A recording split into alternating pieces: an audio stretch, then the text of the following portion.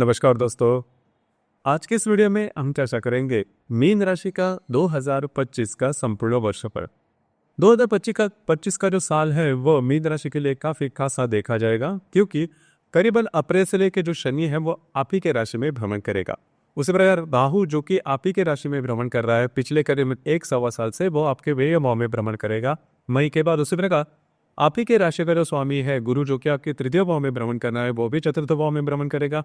और वर्ष की शुरुआत से ही मंगल जो कि आपके राशि के लिए सबसे महत्वपूर्ण ग्रह है, वो आपके पंचम और चतुर्थ भाव में भ्रमण कर रहा है। तो ये जो बड़े ग्रह है उसके जो प्रभाव पड़ना है वो आपके राशि पर, मतलब मीन राशि पर किस प्रकार से होंगे, आपका जो हर क्षेत्र है जीवन का वो किस तरह से प्रभावित होगा, सभी के बारे में डिटेल में चर्चा इस वीडियो में हम करने वाले हैं। तो सबसे पहले हम चर्चा करेंगे कि आपका जो स्वास्थ्य है मानसिक या फिर शारीरिक वह किस प्रकार का होगा। यहाँ पर वैसे देखा जाए तो आपके राशि का जो स्वामी है वो तृतीय भाव में भ्रमण कर रहा है, और करीबन 15 मई के बाद ये जो गुरु है वह आपके चतुर्थ भाव में भ्रमण करेगा। सबसे महत्वपूर्ण घटना जो कि आप ही के राशि में भ्रमण कर रहा जो राहु है वो करीबन 19 मई के बाद आपके व्यय भाव में भ्रमण करेगा। उससे पहले जो शनि है वो करीबन 30 मार्च से लेकर आप ही के राशि में भ्रमण करेगा। तो शनि के जो बीच की ढैया है वो आपके लिए शुरुआत हो जाएगी, और वो थोड़ी स्ट्रेसफुल होते हैं। उसका जो ट्रेलर है वो करीबन पिछले 1.5-2 साल में आपने देखा होगा कि पिछले करीबन 1.5-2 साल है वो आपके लिए ठीक नहीं चल रहे हैं। और उसी प्रकार इस साल में जो मंगल जो ग्रह है वो भी आपके लिए अशुभ होगा शुरुआत के करीबन 3-4 महीने। मोटे तौर पर अगर देखा जाए तो ये जो मंगल है करीबन 7 जून से लेकर 29 जुलाई तक आपके षष्ठ भाव में भ्रमण करेगा, और वहीं पर केतु भी भ्रमण कर लेता रहा है 19 मई से लेकर करीबन आने वाले 1.25 से 1.5 साल तक। तो यहाँ पर मोटे तौर पर अगर देखा जाए तो ये जो संपूर्ण साल है उसमें आपको थोड़ा सा डट कर सामना करना होगा, क्योंकि शनि जो आपके राशि में आएगा वो आपकी जो मानसिकता है वो बदल कर रख देगा। क्योंकि करीबन मार्च, अप्रैल, मई, जून, जुलाई तक का जो समय है उसमें शनि और राहु आप ही के राशि में भ्रमण करेगा। उसी प्रकार यहाँ पर भी अगर देखा जाए तो करीबन जून से लेकर जुलाई तक का जो समय है उसमें मंगल और केतु भी आपके षष्ठ भाव में भ्रमण करेंगे। उसी प्रकार सितंबर से लेकर अक्टूबर तक का जो समय है उसमें मंगल जो है आपके अष्टम भाव में भ्रमण करेगा। तो ये जो संपूर्ण साल है उसमें आपको आपकी मानसिक या फिर शारीरिक जो है वो कसौटी होगी, आपके लिए टेस्ट होगा। मतलब आप में जो भी स्टर्डीनेस है वो दिखाना होगा। जो भी बातें हैं हम सीधे सीधे करना, आउट ऑफ द वे जाके नहीं करना, किसी को चीटिंग कर नहीं करना किसी के साथ, या फिर अपने साथ भी चीटिंग ना हो, इसके ऊपर ध्यान देना बहुत ही ज़्यादा आवश्यक है। जो बातें हैं आपके लिए बहुत ही ज़्यादा कॉम्प्लिकेटेड हो सकती है। किसी भी प्रकार के सबसे बॉटम लाइन यही होगी, किसी भी प्रकार की रिस्क नहीं लेना। अगर आप रिस्क लेते हो तो वो जो रिस्क है वो आपके ग्रोथ में जा सकती है, और उसका जो खामियाजा है वो करीबन आने वाले 2 से 2.5 साल तक आपको भुगतना पड़ सकता है। ध्यान रखिए, इसमें सबसे इंपॉर्टेंट बात यही होती है कि सीधे सीधे चलिए, आपके जो भी व्यवहार है वो ट्रांसपेरेंट रखिए।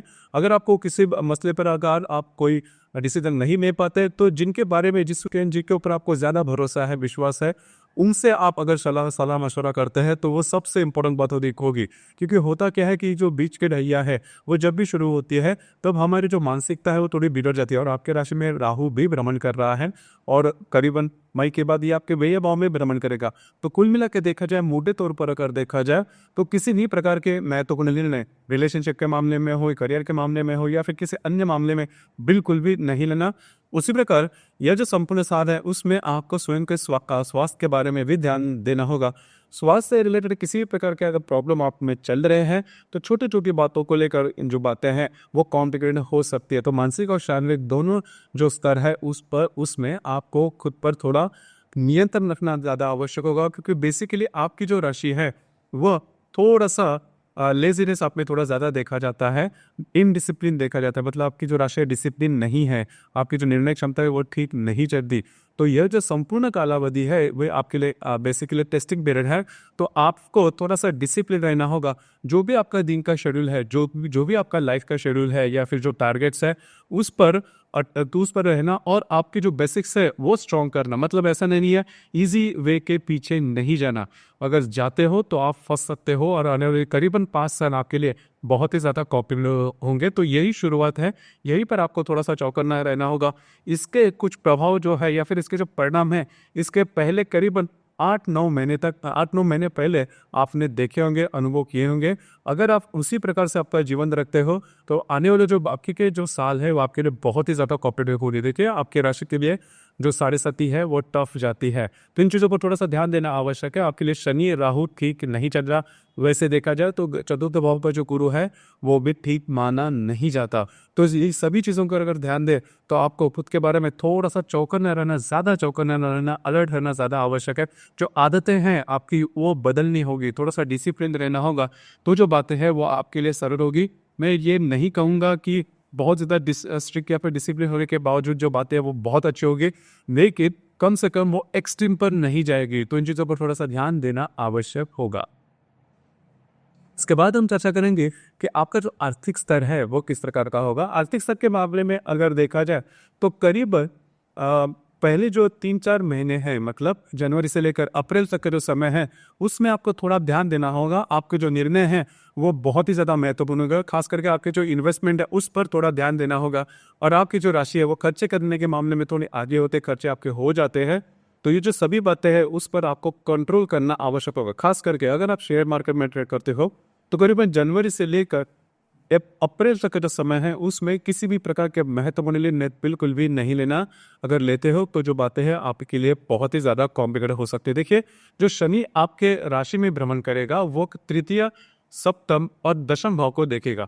तो सबसे इम्पोर्टेंट बात, आपको आपके जो निर्णय हैं, आपके जो डिसीजन है उस पर थोड़ा इम्प्लीमेंट करना होगा। जो डिसीजन है आपके छूट सकते हैं, इन चीज़ों पर थोड़ा सा ध्यान देना होगा। और जो राहु आपके राशि में भ्रमण करेगा या फिर आपके व्यय भाव में, वो आपका जो फोकस है, जो अटेंशन है वो भटका सकता है। तो इन चीज़ों पर ध्यान देना बहुत ही ज़्यादा आवश्यक होगा। उसी प्रकार घर के मामले में या फिर फैमिली हैप्पीनेस उसके मामले में अगर देखा जाए तो करीबन जो गुरु है वो मई के बाद आपके चतुर्थ भाव में भ्रमण करेगा। लेकिन यहाँ पर अगर देखा जाए तो जो मंगल जो कि वक्री है वो वक्री मंगल करीबन 22 जनवरी के बाद आपके चतुर्थ भाव में भ्रमण करेगा और करीबन 4 अप्रैल के बाद या फिर 3 अप्रैल के बाद वो फिर से आपके पंचम भाव में भ्रमण करेगा।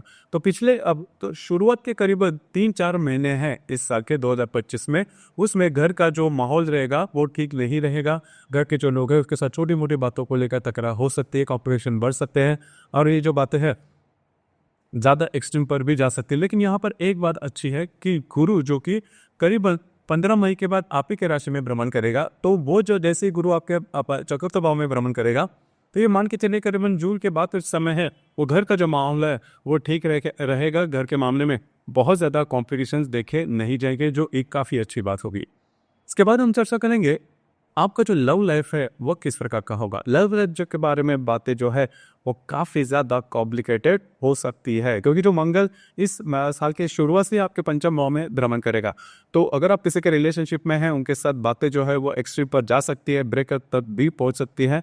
प्रॉब्लम, कॉम्प्लिकेशन, मिसअंडरस्टैंडिंग जैसी बातें जो है वो काफ़ी एक्सट्रीम पर जा सकती है। आपको उससे शुरुआत की जो 4 महीने हैं जनवरी से लेकर अप्रैल तक का जो महीना है उसमें आपको थोड़ा सा ध्यान देना होगा। जो बातें हैं वो एक्सट्रीम पर ना जाए, इस पर थोड़ा अमल करना होगा। उसी प्रकार जो गर्भवती महिला है उन्होंने खास करके स्वयं के स्वास्थ्य के बारे में ध्यान देना होगा। अचानक ऐसी कोई बात, अचानक ऐसे कोई सिग्नल या फिर संकेत आपको मिल सकते हैं जो कि आपके लिए थोड़ा सा आपको प्रॉब्लम में लेके आ सकते हैं। चीज़ों पर ध्यान देना बहुत ही ज़्यादा आवश्यक है, काफ़ी ज़्यादा चौकन्ना रहना होगा, क्योंकि मंगल का जो भ्रमण है वो आपके षष्ठ और अष्टम भाव में भी होने वाला है। उसी प्रकार सबसे इंपॉर्टेंट बात, जो केतु है जो कि आपके षष्ठ भाव में भ्रमण करेगा। तो ये जो बातें हैं इस पर थोड़ा सा ध्यान दीजिए। खास करके 7 जून से लेकर 29 जुलाई तक का जो समय है उसमें आपको शारीरिक पीड़ा होने की संभावना थोड़ी ज़्यादा बन रही है। तो जो गर्भवती महिला है उन्होंने भी खुद के स्वास्थ्य के बारे में ध्यान देना होगा। उसी प्रकार जो विद्यार्थी वर्ग है उनके लिए भी जो समय है वो ठीक नहीं है। आपको 200% एफर्ट देने होंगे। अगर 200% एफर्ट देते हो उसके बाद ही जो नतीजे हैं वो आपके लिए ठीक ठाक हो सकते हैं। अदरवाइज जो बातें हैं कॉम्प्लिकेशन से वो ज़्यादा चलेगी। चीज़ों पर ध्यान देना बहुत ही आवश्यक है। इसके बाद वैवाहिक जीवन के मामले में अगर कहा जाए तो वैवाहिक जीवन जो होगा वो आपके लिए करीबन 2-3 महीने हैं जिस पर थोड़ा सा ध्यान देना होगा। करीबन अप्रैल, मई, जून, ये जो 3 महीने हैं इसमें आपके जो वैवाहिक विदार है उनके स्वास्थ्य के बारे में ध्यान देना बहुत ही ज़्यादा आवश्यक होगा। सबसे इंपॉर्टेंट बात, आप दोनों में जो मिसअंडरस्टैंडिंग है वो इन दिनों में ज़्यादा बढ़ सकती है, तो थोड़ा सा इस पर अमल करना होगा। इसी प्रकार जुलाई से लेकर सितंबर तक का महीना है, उसमें आपके जो वैवाहिक जोड़ीदार हैं इनके स्वास्थ्य से रिलेटेड जो बातें हैं वो या फिर वो आप पर हावी हो सकते हैं और जो बातें हैं थोड़ी से कॉम्प्लिकेटेड हो सकती है। लेकिन ये जो महीने हैं करीबन अप्रैल, मई और जून, ये जो 3 महीने हैं इसमें आपको थोड़ा ज़्यादा चौकन्ना रहना होगा। उसी प्रकार कार्य क्षेत्र के बारे में अगर देखा जाए तो खास करके ये जो 2-3 महीने हैं करीबन मई, जून और जुलाई, ये जो 2-3 महीने हैं इसमें जहाँ पर आप काम करते हैं, नौकरी करते हैं या फिर व्यवसाय करते हैं, वहाँ पर के जो लोग होंगे उनके साथ जो बातें हैं वो थोड़ी सी कॉम्प्लेक्स हो सकती है। ऑफिस पॉलिटिक्स जैसी बातें वो काफ़ी ज़्यादा बढ़ सकती है। देखिए यहाँ पर जो शनि आपके राशि में भ्रमण करेगा वो आपको स्ट्रेस करीबन हर क्षेत्र के बारे में दे सकता है। आपके जो अंदाज है वो चूक सकते हैं। बॉटम लाइन शनि की साढ़े साथी की जो कि मध्य में चलती है उसकी यही होती है कि आप जो भी निर्णय लेते हो वो चुकते, आपको जो अपॉर्चुनिटी है वो नहीं मिलती, जिसकी वजह से आगे जाना कठिन हो जाता है। और आपकी जो राशि है, जैसे मैंने कहा कि अगर सक्सेस नहीं मिलते 2-3 बार तो थोड़ा सा सहमी रहती है, थोड़ा सा आपका जो कॉन्फिडेंस है वो लो हो जाता है। बस आपको इसी के ऊपर थोड़ा सा चौकन्ना रहना होगा। आपका जो स्टडीनेस है वो दिखाना होगा, पूरी तरह से फोकस रहिए, चाहे बात कितनी भी एक्सट्रीम पर क्यों ना जाए। तो यह जो बातें हैं उस पर थोड़ा सा अमल करना आवश्यक है। इसके बाद हम चर्चा करेंगे ग्रह योगों के बारे में। तो ग्रह योगों की जो प्रभाव परिणाम होंगे वो किस प्रकार के होगी, जैसे कि रवि और शनि की जो युति है वो आपके व्यय भाव में होने जा रही है, तो खास करके आपको स्वयं के स्वास्थ्य के बारे में ध्यान देना होगा। उसी प्रकार आपके जो वैवाहिक जोड़ीदार है उनके बारे में भी जो बातें हैं वो थोड़ी से कॉम्प्लिकेटेड हो सकती है इन दिनों पे। मतलब करीबन ये जो युति है 12 मार्च को होने जा रही है, तो करीबन 5 मार्च से लेकर 18 मार्च तक का जो समय है उसमें किसी भी प्रकार के लोन नहीं लेना, लोन के पीछे नहीं जाना, या फिर महत्वपूर्ण जो बातें है फाइनेंशियल ट्रांजैक्शन है उससे भी थोड़ा बचना होगा। इसी प्रकार रवि राहु की युति या फिर उसका जो प्रभाव है वो करीबन 15 मार्च से लेकर 25 मार्च तक आपके राशि में ही देखा जाएगा। तो ये जो पर्टिकुलर एस्पेक्ट है बहुत ही ज़्यादा महत्वपूर्ण है। आपके जो अंदाज है वो चूक सकते हैं। किसी भी प्रकार के महत्वपूर्ण निर्णय इन दिनों में नहीं लेना, उसी प्रकार किसी भी क्षेत्र से रिलेटेड क्यों ना हो, क्योंकि इन दिनों में आपकी जो बौद्धिक है, आपके जो विचार है वो थोड़े फंस सकते हैं या फिर आप भ्रमित होने की संभावना इन दिनों में ज़्यादा बनती है। वैसे मैं कहा शनि और राहु की जो युति है वो भी आप एक राशि में देखी जाएगी। करीबन 14 अप्रैल को यह जो युति है वो होने जा रही है। करीबन ये जो युति है नॉर्मली 36 साल के बाद होती है, तो इसका जो प्रभाव है वो देखा जाएगा आपके मानसिक और शारीरिक स्वास्थ्य पर। सीधे सीधे चलिए, जो कि बात मैं पहले से कर रहा हूँ, सीधे सीधे चलिए। अगर सीधे सीधे चलते हो तो जो बातें हैं वो एक्सट्रीम पर नहीं जाएगी। अगर थोड़ा सा भी आप यहाँ वहाँ भटकते हो तो उसका जो खामियाजा है वो आपको भुगतना पड़ सकता है, क्योंकि महत्वपूर्ण जो 3 ग्रह है शनि, राहु, केतु और गुरु वो आपके लिए फेवरेबल नहीं है। तो जहां पर आप चुकते हो वहां पर जो बातें हैं आपके अगेंस्ट, आपके विरोध में जा सकती है।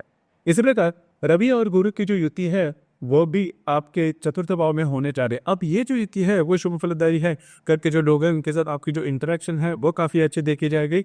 यह जो युति है करीबन 24 जून को होने जा रही है, जो कि काफ़ी अच्छी बात होगी। करीबन घर के जो लोग, जैसे मैंने कहा, खुद का घर होना या फिर घर के मामले में महत्वपूर्ण जो बातें हैं वो हो सकती है, या फिर नया घर लेना, जो घर है अगर आप बेचना चाहते हो वो हो सकता है।